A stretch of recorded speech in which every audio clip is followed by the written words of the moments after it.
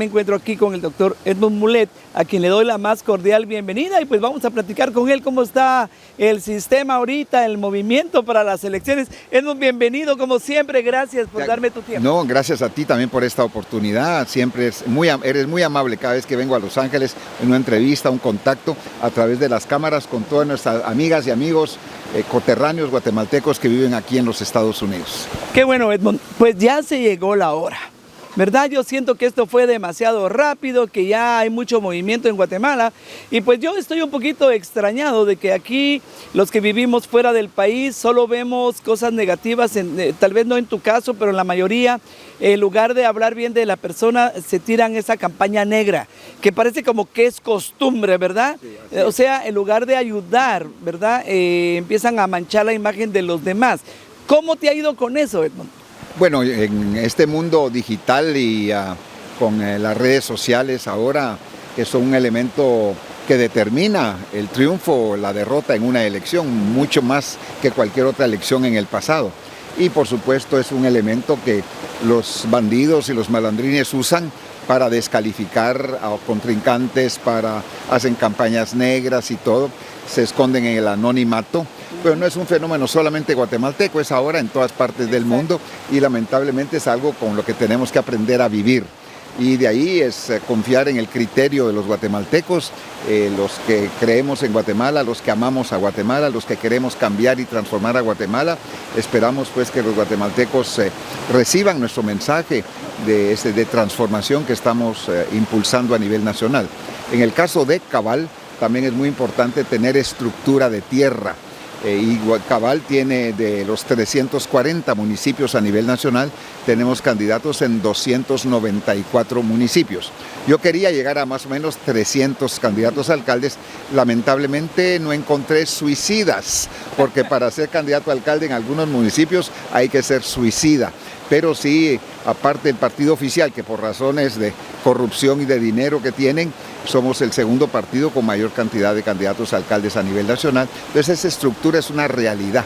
Y ahí con esos candidatos a alcaldes, corporaciones municipales, candidatos a diputados, tenemos la capacidad de movilización el día de la elección muy, muy importante. Además, por supuesto, trabajando en las redes sociales, que también eso es trascendente. Sí, definitivamente, en cierta forma, pues viene a ayudar porque antes la gente se quedaba callada, no sabía cómo expresarse. Ahora con las redes, pues cualquiera lo hace, ¿verdad? Aunque a veces anónimamente, como dice el doctor, tiran sus pedradas o tiran buenas cosas. Bueno, pero es la realidad de cómo el mundo se está manejando ahora. Yo sé que es muy poco tiempo el que tienen ustedes para las campañas en Guatemala y son muy pocos los que se han atrevido a venir a Estados Unidos a hablarle a los chapines, porque pues no nos damos cuenta de todo realmente. Mucha gente ni siquiera se mete a las redes, no saben qué está pasando en Guatemala. ¿Tú consideras que es suficiente tiempo para la campaña o dependiendo del partido cómo esté preparado para esto? Yo creo que 90 días, como está establecido en la ley electoral actualmente, es suficiente para una campaña ya abierta, llamando al voto.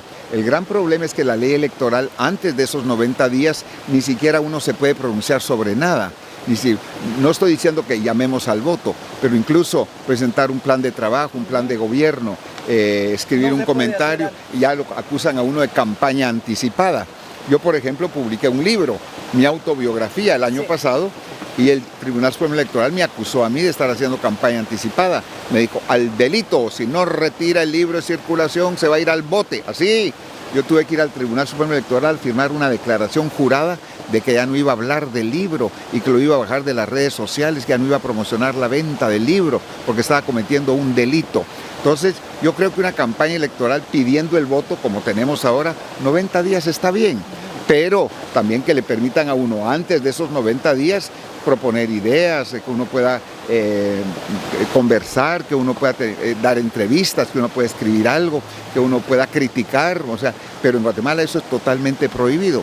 Entonces eso va en contra incluso de los principios fundamentales de la libre expresión del pensamiento. Claro. O sea que esa es la parte yo creo que tenemos que regular mejor en la ley electoral. Sí, pues yo me pongo a pensar en eso, pues ahí ya no hay libre expresión de pensamiento. ¿Y está eso en la ley? ¿Está escrito que se puede hacer? Está escrito en la ley, hubo 4 recursos de inconstitucionalidad ante la Corte de Constitucionalidad y los 4 recursos fueron rechazados. Bueno, la Corte de Constitucionalidad, como muchas otras instituciones en Guatemala, están totalmente cooptadas por la mano peluda en Guatemala, que no quiere que la cosa cambie. Entonces es otro elemento que tenemos que confrontar también. Okay. En pocas palabras, yo sé que más adelante el doctor Mulet va a tener aquí su tiempo en el teatro para exponer su plan de trabajo, pero ¿cuál es lo más? Tenemos aquí varios puntos, por ejemplo, seguridad, organización social, Sí, economía, Estado. Modernización de la seguridad. De la seguridad. Modernización social. Exacto. Modernización de la economía, que es importantísimo.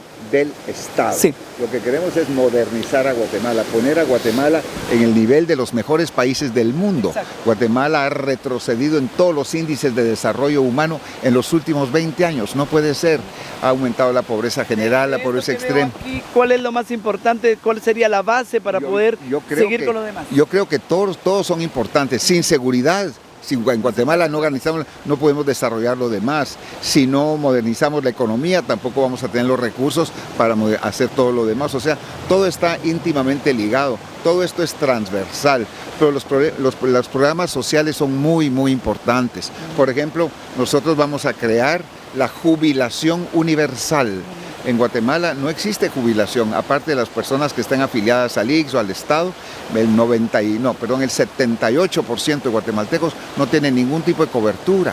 Y recorriendo el país uno se encuentra con abuelitos y abuelitas, pero de un abandono, de una miseria, una cosa espantosa. Entonces la jubilación universal garantiza que toda persona, a partir de 65 años de edad, sin requisitos, sin solicitudes, sin nada, con su DPI va a un banco, a un cajero a fin de mes y va a recibir 500 quetzales al mes, que no es gran cosa, pero una pareja, un abuelito y una abuelita van a recibir 1000 quetzales al mes, que para ellos es enorme, para su entorno familiar también, y es lo menos que debemos hacer por respeto a la dignidad humana. Sí, definitivamente, pues en nuestros países lamentablemente hay muchas cosas que arreglar y yo me asombro pues de ver que cada vez que hay elecciones siempre hay muchas promesas, no logran hacerlo porque no se los permiten las leyes. O sea, ¿cómo controlar eso de que, por ejemplo, tú tienes un plan de trabajo muy bueno y a la hora